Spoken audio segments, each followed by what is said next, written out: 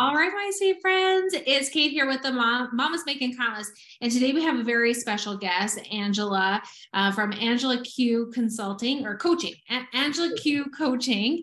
And we are going to talk about her story. And for those that are new to the show, we're all about real people sharing their journey to being a mom boss or a mompreneur and what that journey looked like. So, Angela, do you want to share where you're from and a little bit about you as a mom and as a boss and how your journey has come to what you do now?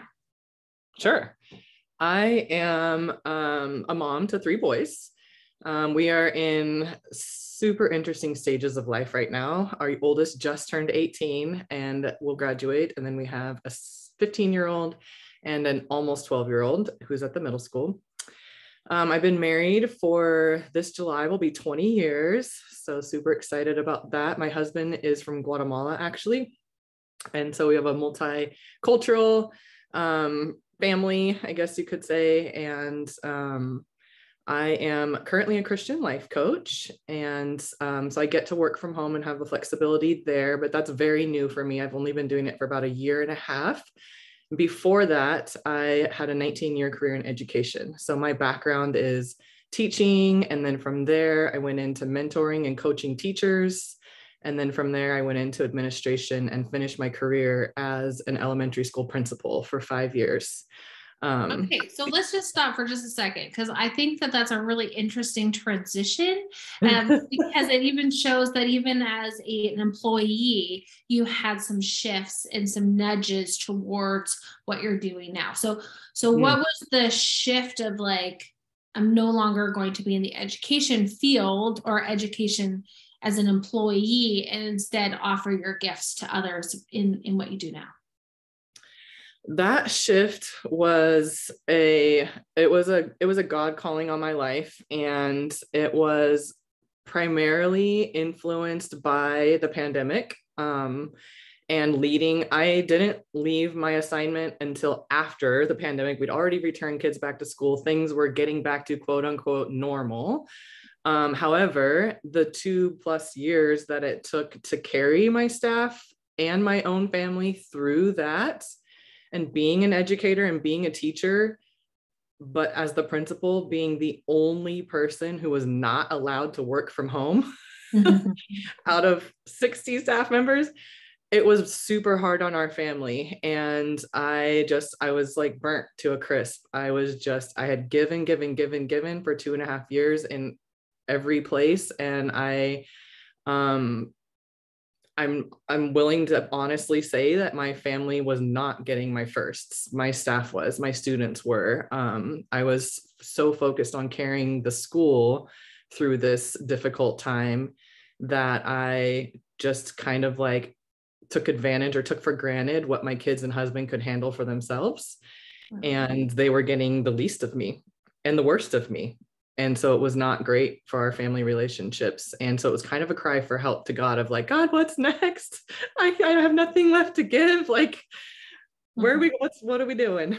I feel like as women, especially, and moms in particular, there is that shift of guilt. And I think a lot of us did reevaluate during the pandemic of like, what does matter most. And I know before this, we were chatting how like we were both love that we can prioritize our family now because we've chosen entrepreneurship and be able to have, lunch dates with our husband today, and how that can be a gift that we can give back because of the schedule choices that we have made. So what was like the top tips that you have for someone who's maybe has that God wink or that nudge or whatnot, because this isn't just a faith-based show that anybody listening, we want you to feel like it's okay to have whatever views that you have. But what was the top tips that you have for someone who maybe is feeling that guilt or feeling that empty tank for their family or for those that they love most? I think for my first tip would be really just like doing like a values alignment check. And so just really sitting down, and whether you're a journaler or maybe you prefer to just type on the computer or have a notes page open on your phone, like whatever it is, somewhere really intentionally reflect on your life and like, what is it that you truly value? What do you want your legacy to be? What do you want people to like say, when you're not there, this is what Angela, like, this is how I would embody her. And for me, it was faith, family, service to community, and like just authenticity and fun. Like, those are my values. I want people to feel all those things when they interact with me. And so then do an alignment check of like, where is my time and energy going right now? And how far apart am I? I know your audience can't see my hands, but like I'm a hand talker. And like, how far apart am I in what I say matters to me and what's a priority, and what reality is showing me on how my schedule's booked out, how my emotional and mental energy is going to, and just do that check. And then if you're finding yourself super far out of alignment, then ask yourself, like, what steps do I need to take, or what transitions or changes do I need to consider to get closer into an alignment with what I say I truly value and prioritize? Because that's where you really find like peace in your life. That's where things just seem to kind of flow. And you just, whether you're a faith-based person or not, we all desire to live in that place of contentment. We all desire to live in that place of just kind of like, life just feels like it's flowing, and we're not going against the flow and fighting things and trying to force them to happen. I know that was only one tip, but I think that's a pretty big one. I think it's a pretty big tip. Yeah. It's a pretty big one. It's like a very good homework assignment. Like, it doesn't matter if you're still in business. Like, I was even nodding. I'm like, oh yeah, it's been a while since I've done my own check, in making sure that I'm still on track with those alignments, like you said. So I think it's something anyone can do. If you're listening to this, it doesn't take a long time to kind of just evaluate and do a scale check or a thermometer check. So, okay. So I love that tip. So what other tips do you have for us? And I think and I use the term faith over fear, but again, like you said, faith can be a matter of anything. Faith can just be the belief that things are going to work out for me, whether it's because of a higher power or not. And so I like that motto, faith over fear, of like, take some risks, step out in faith of like, life is so short. And I know you hear people say that. It resonates when you hear a story about somebody who loses somebody too young in life, like their significant other or whatever, and you kind of get that wake up call moment. And I would just love it if more people would embrace this way of living without the wake up call moment needed. It is short. Live every day to the fullest. If you're stuck in a job that you hate and it is draining the life out of you, take a leap of faith. Do something bold. And I just want to highlight that, because you said, if you're in a job that you hate, and I don't think, I think there's a lot of people who are not happy with what they're doing, but sometimes it's like you still love your job, but you just don't love who you are outside of your job. Like, you were kind of empty for your family because you were so passionate to caring for so many other humans and people that like you had nothing left to give. And I think that's like goes back to your tip number one, which is just doing that kind of alignment and checking and making sure that you can love your career and you can be awesome at your career. But if you're unhealthy, tired, sick, or, failing in your relationships with those that you care most about, then like, it doesn't matter what your income is, doesn't matter what your title is at your work, because everything else is falling to pieces. So I really love that. And so your third tip, I know that we kind of talked about it too, is just like about not giving up. And so, what kind of things there have helped you to kind of stay focused? Because, business is not clear and clean. It's very messy and takes different directions. So what kind of tips do you have for not giving up? I think for not giving up is like giving yourself grace and like recognizing that we can't control it all. It's not going to be perfect all the time. And that there's also a common slogan, progress over perfection, right? Like, any step forward is a step forward. It's not backwards. It's not stagnant. You're making progress no matter how small. And so I think that keeping that in mind, and just when you're feeling stuck or frustrated or wanting to give up, like just taking a minute to sit down and just maybe do a brain dump of what are the things that are making me feel stuck, or what am I needing to do? And then just picking one that you can just knock off. And then you go to the next one. And then you start to gain that momentum back. And the next thing you know, you're like, oh, okay, I don't feel stuck anymore. Or like, wow, I actually got through it. Or, so I think really just that perseverance part, but practical ways to get out of that sort of like feeling unmotivated or overwhelmed. I think it's the joy and like the consistency or in your habits, like whatever is going to move you forward. The successful people don't have the magic answer or the right strategy. It's just that they kind of kept at it longer, and they did the things that most people do occasionally, they did consistently, right? And so so I think having faith and mindset 100%, a belief in your capacity and your ability and where you're headed, I think is a huge part of people's success, but also matching those actions with the belief, so that you can actually get that progress happening. So I love that tip.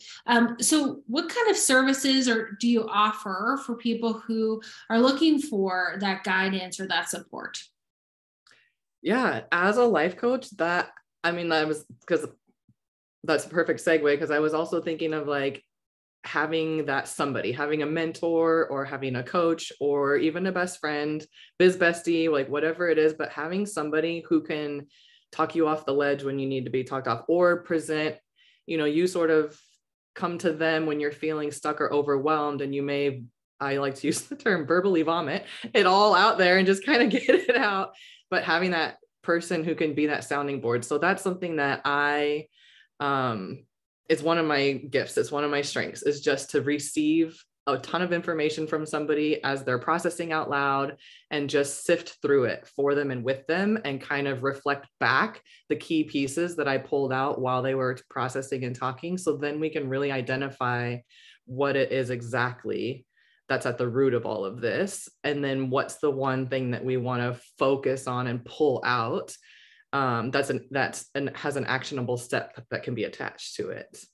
And so as a life coach, like that's probably the majority of what my sessions with clients look like, is just sort of letting them think out loud, say a whole bunch of things that are on their minds or that they're feeling. And then we just kind of like pull it apart, identify the big pieces, and then have something actionable that we can move forward on. They could be held accountable to as well. So I think having that person, whether it is a coach or a mentor or a biz bestie, but it's so important to not be in it alone. Yeah. Oh gosh. I think like some of the ahas or breakthroughs have always been by working with somebody else, like a coach like yourself, to be able to peel it back and say, okay, this is what I'm thinking. They'll ask you a question, or they'll say like, what do you think about, or what are you thinking? Like those prompting questions from another person, letting you kind of just focus on your mind exploding, really, like all these things. Just like you said, that verbal diarrhea is so important. And separating fact from feeling, right? A lot of times what we come to the table with is so full of feelings that we have to have somebody to help us separate facts from feelings, and really just detach them from each other. And absolutely. Absolutely. So for anyone that is listening, the link is in the comments so you can connect with Angela. Angela, do you have any other like tips or any final thoughts you want the listeners to hear? I think since we sort of touched on today of like, how do you not give up and keep going when the going gets tough, so to speak, or when you feel like you're not making the progress that you wanted to make? I guess my last final thing would just be to own your calling. And again, whether you take that from a spiritual sense or not, like you've been called to entrepreneurship for a reason. You've been called to be your own boss for a reason. You have gifts and talents to share. And so just remember that when you're feeling frustrated or like wanting to give up, of like, no, there's people out here who need what you have. And, write that on a sticky note or something, wherever you need to remind yourself, but just don't give up, because you have been called to this for a reason. Oh my gosh, I love that. Yeah, no, absolutely. So for anyone that is listening, make sure that you go into the comments and grab Angela's link, subscribe so that you can hear more amazing stories like this. And if you are a mom that's wanting to make commas on a monthly and have no idea what you want to do, you can reach out to Angela or take a look at our link. We do have a 15-minute presentation on mamas making commas. And if you're already making commas and you want to be a guest on our show, make sure you fill out our form to be a guest. Or we also help moms that have successful businesses monetize it by offering their own courses to create more diversified income. So my name is Kate. Thank you so much for listening, and we'll see you next time.